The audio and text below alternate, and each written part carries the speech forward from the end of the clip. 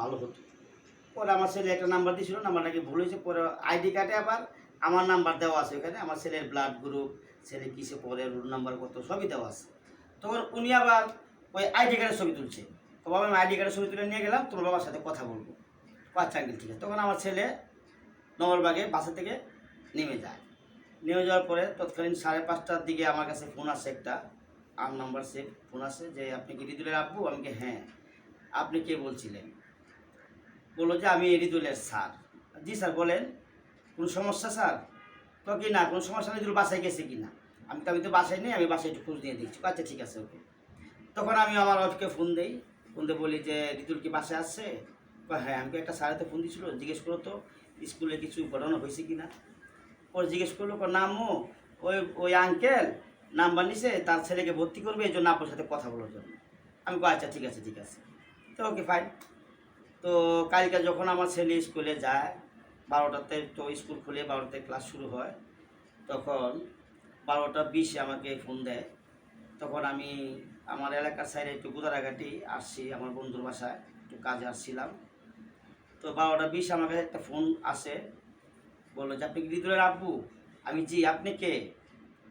বলে আমি রিদুলের টিচার। রিদুল তো রাস্তা পার হইতে গিয়া প্রাইভেট কারের তলে পড়ছে, খাঁচা মতো সব ভেঙে গেছে। হায় আল্লাহ, আমি তো চিৎকার শুরু করে দিচ্ছি, আমি তো বাবা। কারণ একটা মানুষ যদি বলে যে আপনার ছেলে, আমি স্কুলের টিচার, আপনার ছেলে প্রাইভেটের তলে পয়রা বাসে কিনা, আমার সন্দেহ। আমার তো হুঁশজ্ঞান নাই। তখন আমার বন্ধু নাজমুল, সে আমাকে সান্ত্বনা দেয়, বলে যে একটু কোল ডাউন থাকো, আমরা দেখতেছি বিষয়টা কী হয়েছে। তৎকালীন আমি কাকে থুইয়া কাকে ফোন দেবো? আমার ওয়াইফ আবার অসুস্থ। আমার ওয়াইফ হলো অ্যাসিডি রুগী, বাংলায় বলে লুপাস। যারা ডাক্তার লাইনে আছেন তারা এটা বুঝতে পারবেন রোগটা কী। এটা একটা ভয়ঙ্কর রোগ। তো আমি যদি ভাই স্ট্রোকের রোগী হইতাম, যদি কেউ স্ট্রোকের রুগী থাকে, স্ট্রোকের রুগী যদি বলে যে আপনার ছেলে অ্যাক্সিডেন্ট করে মারা যাওয়ার অবস্থা, সে তো দাপায় মরে যাইব। তখন আমার ওয়াইফ, আমার বড় ভাই, সেও আসছে। আসার পরে আমরা 10 নম্বরে গেছি, মেট্রো রেলে উঠবো। তো সে বলতেছে জলদি টাকা পাঠান, জলদি টাকা পাঠান, নইলে বাঁচবে না। আমি স্কুলের টিচার, আমি 10,000 টাকা খরচ করছি, আমি মাস্টার মানুষ, আমি এত টাকা কোথায় পাবো? পরে আমার বড় ভাই বললো, আমি তো কাঁদতেছি, আমার ওয়াইফ কাঁদতেছে।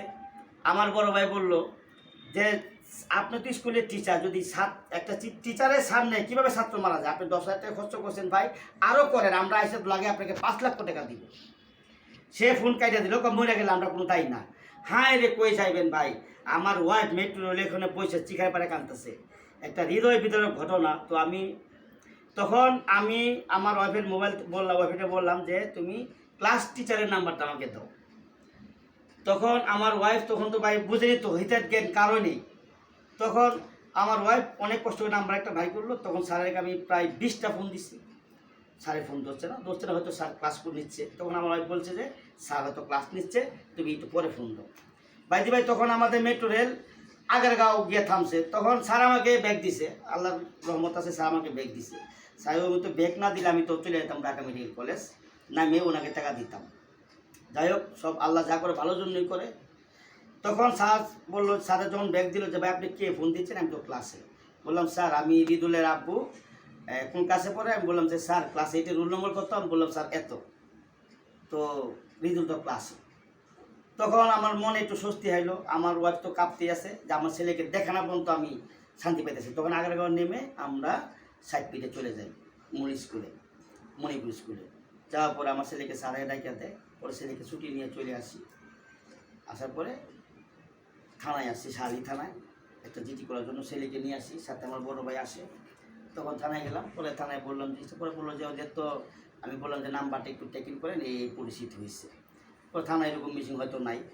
তারপরে বললাম জিটির কথা, ওই জিটি বললো যে ভাই ওনাদের এই আইডি কার্ডের সাথে চেহারার সাথে মিল পাবেন না, জিটি করে তো কোনো লাভ হইব না। আমার চিন্তা, যাক আমার ছেলে তো আমি পাইছি, আর যাক আমার জিটি মিটি যাওয়ার দরকার নাই, আমার ছেলেকে আমি সাবধান করে নিয়ে যাবো। তখন আমি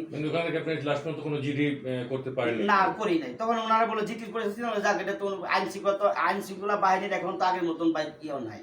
আগে যেমন মনে করেন থানাতে ঢুকলে ওনারা বলতো কিসের জন্য আসেন, বসেন, জিটি করেন, হ্যাঁ সুন্দর ভাই ওনারাই আমাদের নিয়ে জিটি করাইতো। তো আমি তো ইদানিং থানায় ঢুকিও না ভাই, আমরা এরকম ভেজালও না, আমরা ভেজাল বুঝিও না। জিটি ব্যাপারে কোনো গুরুত্ব দেয় নাই। গুরুত্ব সত্যি না, যখন ওনারা বলছে যে ভাই জিটি তারা পড়ে আছে, ওদের সাথে তো টেকিং করে পাওয়া যাবে না, এরা একটা এক নাম্বার ব্যবসা করে, তখন আমি জিটি করতে ইনভলভ না, তখন আমি চলে আসছি আমার ধনকে আমি বুকে নিয়ে বাসায় চলে গেছি। যাওয়ার পরে রাত্রেবেলা আমার ওয়াইফ একটু পর পর শিক্ষাতে উঠে, একটু পর পর শিক্ষাতে উঠে, হ্যাঁ ওরে আল্লাহ মানে কি শুনাইলো, এই টাকাতে আমাকে কি শুনালো, আমার ছেলে বলে মরে গেছে। তো আমি একটা কথা বলতে চাই, মণিপুর স্কুল আমাদের মিরপুরে শাখা 2টা আছে, একটা হলো শিয়ালবাড়িতে রূপনগর 1 নম্বর ব্রাঞ্চ, একটা মণিপুরে মূল 60 ফিটে। তো সব অভিভাবকরা এবং ছাত্রছাত্রীরা, তোমরা আমার সন্তানের মতন, যেহেতু আমার সন্তান ওই স্কুলে পড়ে, তোমরা আমার সন্তান, তোমরা অপরিচিত লোকের কাছ থেকে কিছু খাবা না, কাউকে নাম্বার দিবা না। আমি যে প্রতারিত হতেছে, টাকা এত বড় বিষয় না, আমি তো বাবা, আমার কাছে তখন 50,000 থাকলে 50,000 দিয়ে দিতাম, কিন্তু তখন তো আমি তো নিরুপায়, আমার তো ব্যবসা বাণিজ্য পরিস্থিতি বহুত খারাপ, আমার না শুধু সবারই খারাপ, তখন আমি দিতে পারি নাই। তখন সে বলতো যদি আমার ছেলেকে উঠায় নিয়ে যাইতো আমি কি করতাম। তো অভিভাবকরা আমি বলতে চাই, আপনারা সবাই ছেলেদের মেয়েদের দেখে রাখবেন, এবং স্কুলের আশেপাশে স্কুল কমিটির সিদ্ধান্ত নেওয়া দরকার আছে, এটা যে স্কুলের আশেপাশে একমাত্র অভিভাবক ছাড়া অন্য আউটলুক যাতে স্কুলের আশেপাশে না থাকতে না পারে, সেটা সিসি ক্যামেরার দ্বারা নিয়ন্ত্রণ থাকবে। আর এটা অবশ্যই গোয়েন্দার নজরে রাখা দরকার। এই ছবিটা আমি দিয়ে দিচ্ছি আমার ফ্রেন্ডকে, আমার ছবিটা দিয়ে দিচ্ছি। ছবিটা পলাশের এখানে আছে, সে পলাশ পারভেজ রানা নামে পরিচিত সবার কাছে, আমাদের ছোটোবেলার বন্ধুত্ব, আমরা পলাশ নামে ডাকি। সে একজন সাংবাদিক এবং আমার বড় একজন সাংবাদিক আছে, সে আমার লাইভ করার পর, আমি ভিডিও ছাড়ার পর সে আমাকে ফোন দিয়ে অনেক সান্ত্বনা দিছে, আমাকে অনেক ইয়ে করছে। এই ছবিটা আমি দেখে রাখাই, ছবিটা দেখে রাখেন, প্রত্যেকে সাবধান। এই যে ছবিটা, এই ছবিটা অনেক আগে আমার ছেলেকে ছবিটা দেখাইছি, আমি দেখানোর পরে বলছে আব্বা হ্যাঁ উনি, কিন্তু এখন ওনার দাঁড়িয়ে আছে, তো ওনাকে চিনে রাখেন। আর সবাই সকলের সন্তানকে নিরাপদে রাখবেন, ইয়া করে রাখবেন, যাতে কোনো প্রকার ধোঁকাবাজি না পড়ে। এ বলে আমি আমার আর্জিগুলো শেষ করছি। আসসালামু আলাইকুম রহমতুল্লাহি ওয়া বারাকাতুহু।